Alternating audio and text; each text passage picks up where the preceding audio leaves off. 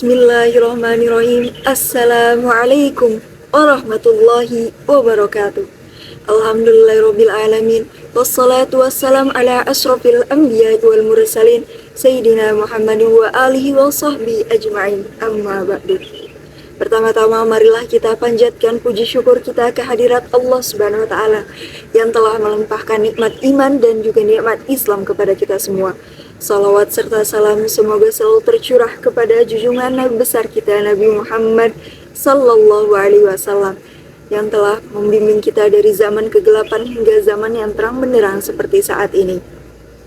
Teman-teman yang berbahagia, izinkanlah saya untuk menyampaikan suatu hal, yaitu tentang anak muda menjadi remaja yang strong di tengah kaum rebahan. Dewasa ini kita sudah mengenal tentang kaum rebahan yang sudah sangat populer di tengah masyarakat, yang bisa diartikan sebagai orang yang sering mengisi waktunya dengan bermalas-malasan dan juga rebahan. Pertanyaannya, salah tidak sih rebahan? Sebetulnya tidak ada yang salah dengan rebahan. Selama semua dalam batas wajar dan normal, maka itu tidak apa-apa untuk dilakukan. Tapi yang kita kenal bahwa sesuatu yang berlebihan itu sangat tidak baik. Teman-teman yang dirahmati Allah Subhanahu wa taala, setidaknya ada 3 alasan besar kenapa kita menjadi malas. Yang pertama, we don't know why. Kita nggak tahu apa alasan kita melakukan sesuatu. Kita nggak tahu kenapa kita harus melakukan itu sekarang. Nah, alasan itu menjadi daya dorong dan daya dobrak kita untuk melakukan sesuatu. Konteksnya bisa apapun. Kita nggak tahu kenapa kita harus mempelajari skill ini. Kita nggak tahu kenapa harus kita melakukan ini. Jadi itu menjadi alasan besar malas untuk masuk ke dalam diri kita. Alasan yang kedua, yaitu kita nggak tahu bagaimana untuk memulainya. We don't know how. Setelah kita sudah tahu motivasi kita untuk melakukan sesuatu, kita sudah tahu kita mau ngapain, tapi kita nggak tahu bagaimana caranya. Kita nggak tahu starting point-nya dari mana. Nah, dari alasan itu kita berasumsi bahwa ya udahlah, nanti aja dikerjainnya. Kita juga nggak tahu kita harus bertanya kepada siapa, kita harus melakukan apa. Jadi itu alasannya kenapa kita menjadi rasa malas itu muncul lagi. Padahal ada istilah orang bijak yang mengatakan ilmu itu dijemput, bukan ditunggu. Guru itu dihampiri, bukan menghampiri. Alasan selanjutnya, alasan ketiga, kenapa kita menjadi malas, yaitu we don't know we are. Kita nggak tahu kita ini siapa.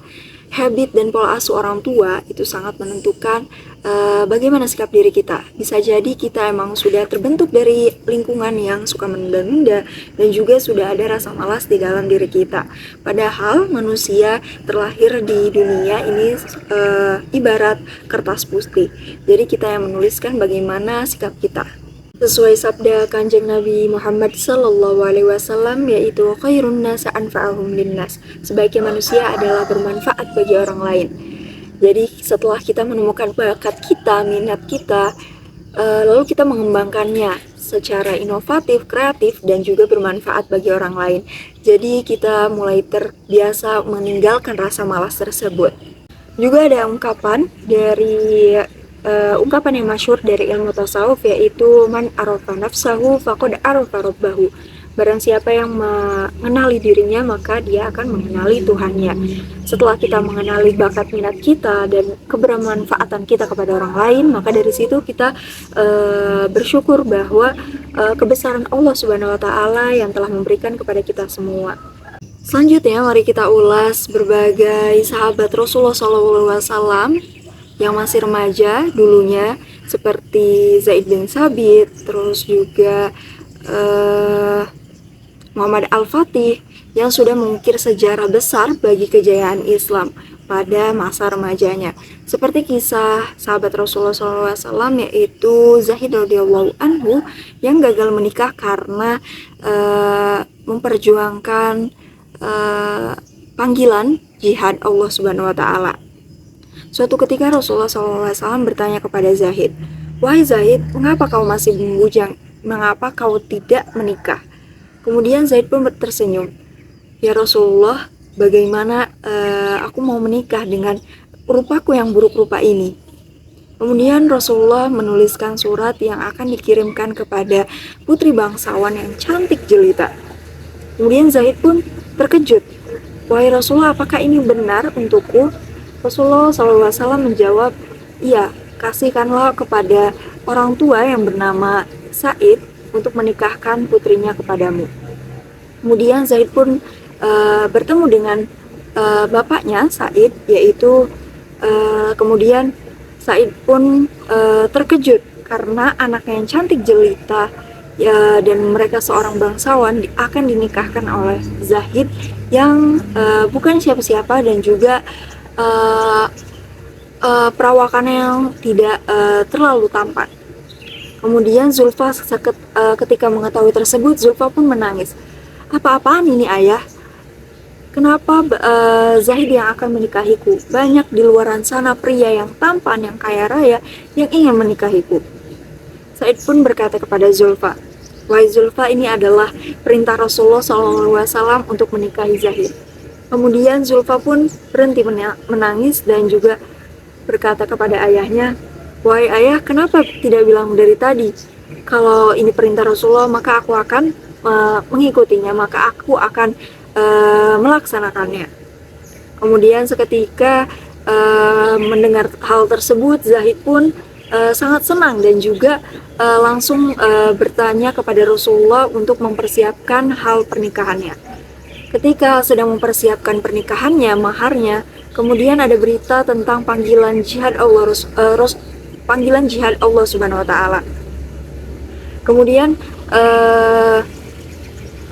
seketika dia merubah mahar-maharnya tersebut menjadi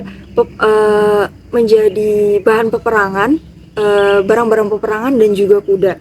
Kemudian sahabat dari Zaid pun bertanya, "Wahai Zaid, kenapa kau tetap ikut perang ini padahal kau ingin menikah dengan wanita yang cantik jelita?" Kemudian Zaid pun berkata, "Sesungguhnya panggilan Allah dan Rasulullah lebih penting daripada menikahi wanita yang cantik jelita tersebut."